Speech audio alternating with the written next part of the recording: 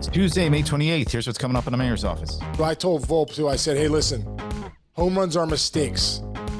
You've already got 6 mistakes. There you go, dude. You run into a pitch out front, boom, it goes. Okay, be a great hitter first. The home runs come. And I'm in love with the good life. Can't give it up. Make it to the top and keep climbing. I wanna live it up. The good life. I'm coming up. I'm coming up. The good life. Good life. Oh, good life. Good life. Good life. Boom, coming in hot, Chinchy, day after Memorial Day. How you doing, man? How was your weekend? It was great, man. Had family around, all that stuff. I thought about you though, because we got some new like outdoor furniture stuff. So I put together like a lounge set. We put together a new like dining table. My back puts the my lower back. It feels like somebody put a steel plate in my lower back. I've been like walking around like this. Dude, you're right, man. The back is so debilitating. It shuts you down. Dude, my back's still bothering me. And like one thing I've realized is that like if I sit down, I'm done, dude. As soon as I sit down, I can't move. I have to like walk all the time or like lay down. Like if I read, I lay down. If I watch TV for a second, I lay down. So like sitting down, it's over, Johnny. I've just been walking circles around my house. So. It's a killer, dude. Oh, it's a killer. I'm getting better. Yeah. No, dude. Are you? Can you bend down or no? I can, but it takes a little while to get upright. Yeah. You know what I'm saying? I know, dude. No, I know. Anyway. Oh my God. Chinchy, I want to throw something at you. Yeah. If you were, say your niece when she's the age that she can watch some good movies. You go back to the 80s movies. What are the top 3 80s movies you would have her see? Because I know recently I've watched a couple with my daughter Carly before she goes to college. I'm like, I'm a bad dad if you don't see these movies. So what would be the top 3 to 5 for like a young kid who's now allowed to watch like a teenager? Like she's ready. She can watch an 80s R movies, not as bad as the R movies now. Okay, Goonies. Such a good movie, dude. That's my God, what a great movie. Booty Traps. I said Booty Traps. License to Drive. Is that with Cusack? No, that's with the Coreys, Feldman and Haim. Oh yeah, that's right. Driver's test, but he wants to take out Mercedes lane, and she's got. Oh my God, dude! That's a good one. I've never seen that movie. What? That's a rule. You two sit down and watch that. Okay, License to Drive. It's one of the funniest movies of all. It's one of the funniest movies. Let me write this down. All right, License to Drive, Sean. You're welcome. Thank you. I'm gonna laugh the entire time. Okay, awesome. Is it inappropriate? Like we're like a couple of movies. Okay, good. What else? It's a good question. I mean, Can't Buy Me Love, right? I'm just gonna say Can't Buy Me Love. That's it. I've already showed her that one. She's already watched that a few times, so I feel like a good dad there. But dude, there's a classic though there's a classic that I'll tell you. I'm going to tell you a story, and you'll know the classic. Which one? I think I've told you this already. We've talked about it, but I asked Carly the other day, "Have you ever seen this movie?" She's like, "No." I'm like, "We're watching it right now. You're not leaving. Put your phone down. Phone goes in the kitchen." So we sit down. We watched, and this is what we watched. When I was with the Dodgers one time, we're playing the Dodgers. I think I told you the story. It was worth telling you again. Playing the Dodgers. I'm with Dunner, Griff. We're getting ready to go out. Game's about to start. I'm about to run my sprints, and I look over at in the Dodger Stadium. There's the seats. The seats are, they're parallel. They're right with the dugout. So like the best seats right there you see behind the dish they're right. They can see into our dugout. Yeah. I look over, dude. And I see this guy standing there looking out at the field, and I tell Dunner, "Hey, dude, that's the actor from this movie." Okay. And I look at him. I say, "Hey." He looks at me. I go, 2 weeks, Bender. 2 weeks, 2 months. You mess with the bull, you get the horns. Breakfast Club. Breakfast Club, dude. We watched that the other day. I was a little nervous. I'm like, am I missing some parts? Like, but it was like not bad. A lot of it was not bad at all. More language than anything. But dude, it's a deeper movie than I remember because wait, there's one scene in there where yeah, under the desk, under the table, yeah. But dude, it's not as bad as you think. No, it's not. It's not. It's not. Fun. It's so. It's funny. It's not as bad as you think. It's kind of funny, but this is what happens. You spill paint in a garage. Yeah, that's what happens at the Bender house. Stupid, worthless, no good. He goes through. He's like, well, Brian. What about Brian and the many girls in the Niagara Falls area? You can finish on the boat. Oh, thanks, Dad. Gee. Jeez, what a so good. That's dude, one of my all-timers. That's an all-timer. Such a great movie. And then one other movie I watched with her really quick, Pretty Woman. Oh, that's great. Incredible movie, dude. She loved that movie. So I'm nailing them recently. And then we watched Ghost. Oh, wow. The other night. With any of these. No, dude. No. So she's like, these are great movies that I'm like, of course they are.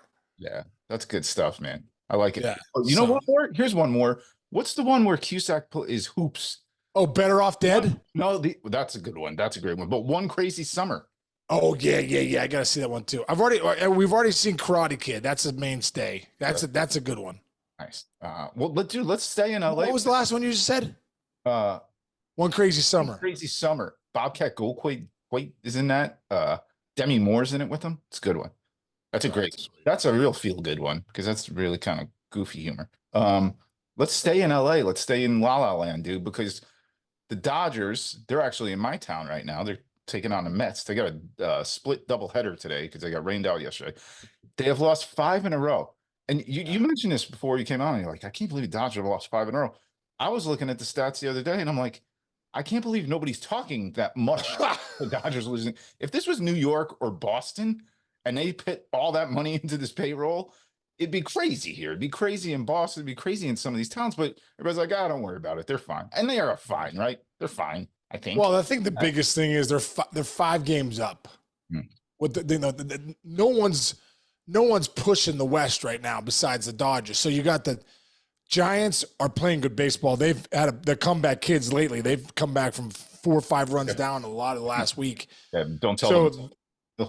They're like 1 game over, I think, over 500. The Padres are right there, but even with losing 5 in a row, the Dodgers are still 5 games up. They're still 33-22, dude. Mm-hmm. So they played such good baseball at the beginning. They can weather a losing 5 in a row storm. So. But you're right, dude. If this is New York or anywhere else and you signed a guy to $700 million contract, although he's playing well, you think he has to win every ball game for you. Yeah. The news with the Dodgers, you look down at the news of baseball, you're like, Ohtani threw some pitches the other day and getting ready to come back from Tommy John. I'm like, where's the article about the skies falling? Exactly. In LA, Speaking of that, the story is less about them losing 5 in a row and more with the debate over whether Ohtani should never pitch again. Really? Yeah. Should he pitch? Babe Ruth stopped pitching. He's like Babe Ruth. Why wouldn't he stop pitching and just concentrate on hitting? I don't know. I still like it, man. I want to see him pitch. You know why? Because look at his numbers last year when he did both. Mm-hmm. He was still top 3 hitters in the game, best DH out there. Yeah. Hit 40+ homers, didn't he? Yeah. His numbers were incredible. Hit 300. Right. So it didn't hamper him that much. And then also too, he was one of the best pitchers in the game. Like, nope, I don't give $700 million to a guy that's just gonna freaking hit. Yeah, and that's not why you give that kind of money. Right. And also like the whole package is the thing. Like you always even used to talk about like Tony Gwynn probably could have hit 25, 30 homers a year. Ichiro could hit like 25, 30 home runs a year. But they were selective in how they played and what was the Wade Boggs could have. Yeah, they're selective in what made them the best overall player for their teams, and that was higher average, still get the ribbies. You don't have to hit bombs all the time. For Ohtani, maybe if he hits 8 less home runs every year and drives in 9 less runs every year, but he's pitching and he goes, 13 and 7 with a 2.5 ERA or a 3.02 ERA. That's the better player than the guy that's just hitting. You can't even make that argument to me, I think. It's not even close. It's not even close, dude. You have a guy. I mean, it's just like I said. He's a unicorn. I mean, the fact that we're even saying he could do that, it's incredible. So yeah, it's not even close. It's get him back to pitch, be one of the best pitchers in the game, and then you got a $70 million player. If not, you got a $45 million. You got a $40 million player. Yeah. Like what's Soto going to get? Well, you got Juan Soto. Right. He can't, you can't give him what you gave Ohtani. Yeah. And by the way, Aaron Judge, when it's all said and done, will probably be a bargain, the ultimate bargain. Cow, man. He is. Wait, what Judge is doing right now, dude. Hey, super quick. How about your boy Volpe, man? 19-game hit streak. That's all you get. 19 games, bro. That's incredible. That's incredible. Dude, I had a 21-game hitting streak. The only reason I say that is because when you see 19 games, like, oh, that's nice, 19 games. Dude, I think Jeter did what? Jeter had a 26 game and a 19 game. Yeah, I think so. But you go look at some of the best hitting streaks of teams. A lot of guys have gotten to 30s and the high 20s. Mm-hmm. Dude, 19 games in a row is not easy to do, especially nowadays. So it's impressive, man. What Volpe's doing is impressive. Dude, LeMahieu's coming back tonight too. Yes, and so LeMahieu's coming back, and Booney said no. Volpe's gotta stay in the leadoff spot. He's doing incredible. Shoot, he might be an all-star this year. I'm not gonna lie. He's a catalyst. Volpe hits, man, and he's hitting the ball the other way, like you've been saying, and he's not striking out. Some of these hits during this hit streak, 2-strike approach, poke it over the shortstop's head, but like not a beautiful swing there. There's your exit velocity and all that. That might be 70 miles per hour, but guess what? You're on first. It's a hit. Score on a hit. Right.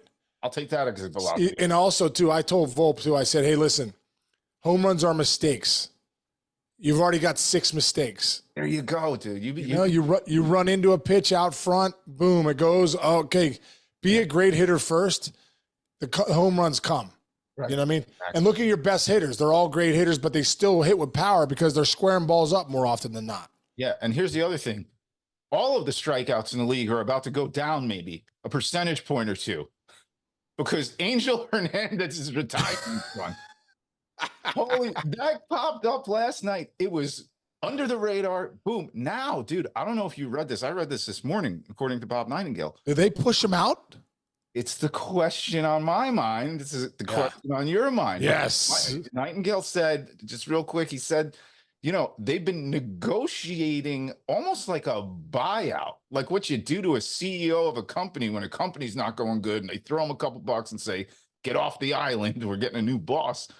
Right. It seems like the league was like, okay, Angel, let's just walk away on your own terms, but maybe it's not totally on his own terms. What do you think? Well, I got a question for you too. Listen, I like Angel Hernandez. Angel Hernandez and I always had a great relationship, so I'm not here to bash Angel Hernandez. But one thing I will say though is, in any profession, if the numbers say you're not doing your job well and you're really not doing it well, like it's not like should you keep your job, should you not? Mm-hmm. What do you mean? You get fired. You get let go. No one says, hey, he's a nice guy. Mm-hmm. You're not getting the job in baseball.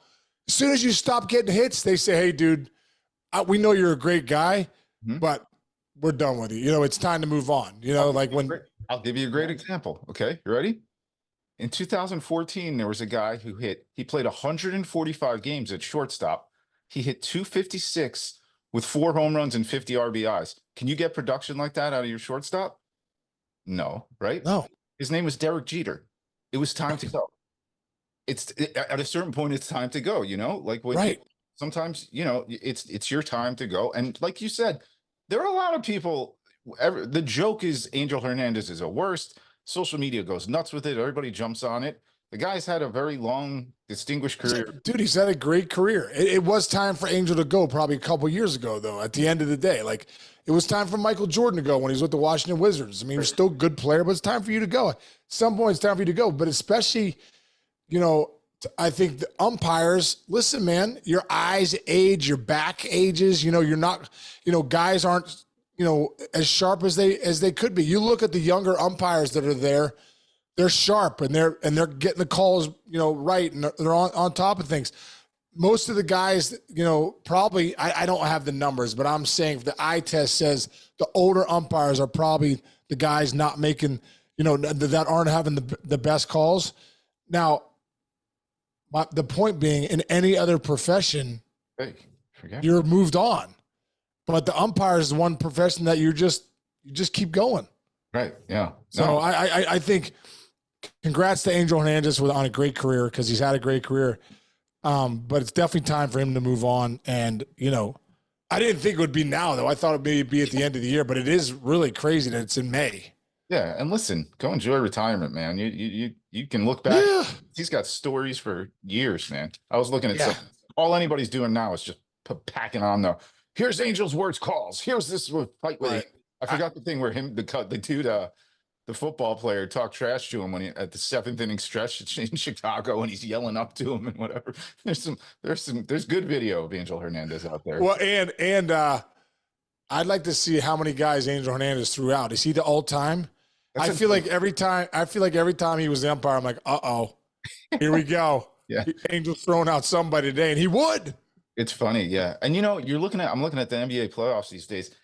Everybody hates, umpires, referees, the guys that wear those part of the uniforms on the field who aren't playing the games. It's a tough racket, man. You only get yelled at when you do something wrong. Nobody says anything if ump has a good game. Same thing with referees. They're doing the same thing in the NBA now. So it's not an easy job, man. Those aren't easy jobs. Well, if you've never heard a conversation with what it's like to be a major league umpire, go back and watch our John Hirsch. Maybe we'll put that up this week, Chinch. That'll be a flashback. We'll go back and we'll flashback Friday. We'll put up John Hirsch back, because that was a great conversation. Mm-hmm. And Hirsch is one of the best in the business, and he even said, when it's time to go, it's time to go. But I think, dude, being a Major League Baseball umpire with all those games, they don't fly private, dude. So they got to catch a flight. That's the first thing. Second thing is there's no home base. When you're a big league player, you go home every other week. You're home for a week, you're sleeping in your bed, then you go on the road for a week. These guys are on the road all the time. Good point. And there's no one's cheering for you ever. Right. Good point. No, at least you do something right. As a player. You people are like, hey, great job. You're always getting bashed from both sides. Like, I can't even imagine. I can't imagine being an MLB umpire. Yeah, got to be thick-skinned, that's for sure. The other big story, a lot of news this weekend, man. This one's the bummer. Ronald Acuna, he did it, blew out the leg, and he's out for the year. It's a killer. Second time this has happened to him in his career so far. It's just a bummer, man. It's tough, and that's a really good team still. And they're already starting to talk about, what do you got to do? They got to get something at least as a stopgap for this year and see if they can still ride it. They still have, the pitching's doing well. They're doing well overall, but this is such a killer, and it's a bummer for all of us as fans, even too. It's such a bummer. It's such a bummer to see Acuna down and writhing in pain. You could see he was really hurt. I think that's what everyone was thinking, like, this isn't good, because he's really, really hurt. Yeah. It's his other ACL too, right? It didn't tear his right. Now this is his left. Yeah. It's a shame. And kind of a weird year for Acuna, though. He wasn't hitting that great. Last year you go back to 40-70. I mean, that was incredible. I mean, this year he's hitting through to almost 200 at bats. Mm-hmm. He's hitting 250 with 4 homers. He has 16 bags with a 716 OPS, so probably would have definitely gotten hot. It wasn't really a Ronald Acuna year so far, but this is a huge blow for the Braves. It's the reigning MVP, dude. This guy's one of the best players in the game who, was about to get really hot. Right. And now he's out for the year. I guess more for the person, you hope that he gets back and gets better and gets back sooner than later. I think one thing Alex Anthopoulos, the GM of the Braves has done is they got depth. Mm-hmm. I really believe that the Braves have done a great job. They got a lot of star players on that team with Albies and Riley and Murphy's coming back here soon. Michael Harris in center field. They got the Darno behind the dish. I mean, they Matt Olson at first, so they have some thunder in that lineup. You can't replace a Ronald Acuna when he's playing at the top of his game, and I don't think that had happened yet. I think that was coming. So it's definitely anytime you lose a MVP type caliber player, it's a blow to the team. But I think the Braves could weather that storm with the talent that they do have. Yeah. And the way Chris Sale's pitching, like Exactly. Like Spencer Strider goes down. Oh, Chris Sale turns out he looks like Chris Sale from the Cy Young days. Yeah. So we'll see what happens there. We wish Never won it. I don't think he ever won a Cy Young. Did he ever win a Cy Young? But I'm talking about being in the number 2 or right in the race every single year. Yeah. Hold on. I'm gonna pull that You stuff. know, I completely agree. Let's see super quick how close he ever got to the Cy. yeah, I know he was right at top 5 a lot. He's finished 6th, 5th, 3rd, 4th, 5th, 2nd, 4th over. There you go, dude. Like every year he was like top 5. Yeah, he's a side cannon. Anyway, all right. Tomorrow we are going to dig very deep into the AL Central race because it's good, man. And there are really, really good teams. You want to give a little tease about what we're going to do? Yeah, well, just really good teams, dude. I mean, Cleveland's playing well. Kansas City, the sample size is big enough now where you're like, wow, these teams are good. And the Twins are playing well. So, like I said, when you look out there, at some of these divisions, you look at the AL West, you're like, wow. Like the Mariners, they've been playing okay, and they're way in first place because the Rangers are not that good, good right now. But like, I'm just saying, when you look at the Central, that's the division you usually go, oh yeah, the Centrals, they're never that good. This year they are. Yeah, and nobody seems like they're going away, those few teams. And No, they're not, dude. They're not. Power on those teams too. So we'll get into that big time tomorrow. I'm gonna go stretch out my back. Doctor says Me too, bro. Me too. It's back stretching time. Oh, yeah, there it is. I can feel it right now. All right. Jeez. So we're going to get after it again there. So we got a lot of things to preview coming up this week. AL Central. We're going to do the John Hirschbeck thing. Will be later on in the week. And Yeah, I'm sure we'll have some good stuff tonight. Somebody's going to do something big tonight we'll be able to talk about tomorrow. Yeah, exactly. Especially 2 games with the Mets and the Dodgers. Mets swooning. They're struggling. Two struggling teams, bro. Dude, Edwin Diaz. Holy grinding, huh? Holy grinding big time, dude. Jeez. Big time. At first it was his pitch selection. Now it might be a little more mental. It's the closer's mindset is a slippery slope, man. So see what happens there. All right. All right, brother. Have a great rest of your day, Chinchy. I'll see you tomorrow. Everybody out there, thanks for listening. We appreciate you. See you tomorrow.